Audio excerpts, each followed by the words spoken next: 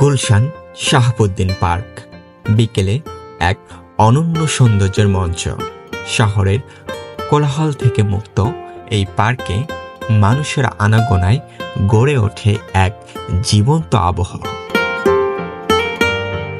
শান্ত সবুজ গাছপালা, হালকা বাতাস এবং এক নিরিবিলি পরিবেশ।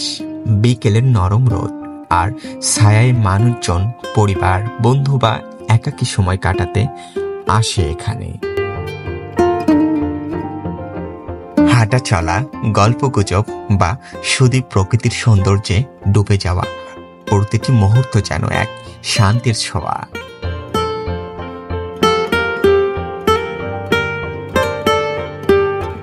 এখানে মানুষ প্রকৃতির মাঝে নিজেদের খুঁজে পায়, যেন এক শান্তির খোঁজে পার্কের প্রতিটি কোণ তাদের ডাকে।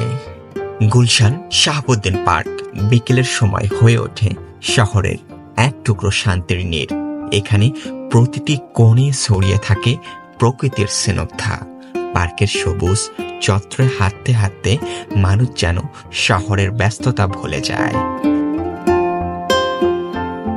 ছোট শিশুরা হাসি খুশি খেলায় মগ্ন, বয়স্করা বসে গল্পের আসর জমায়, আর কেউ কেউ বই হাতে সময় কাটায়।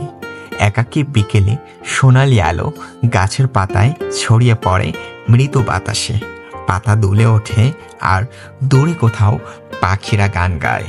এই দৃশ্য যেন এক প্রশান্তির কবিতা হয়ে ওঠে।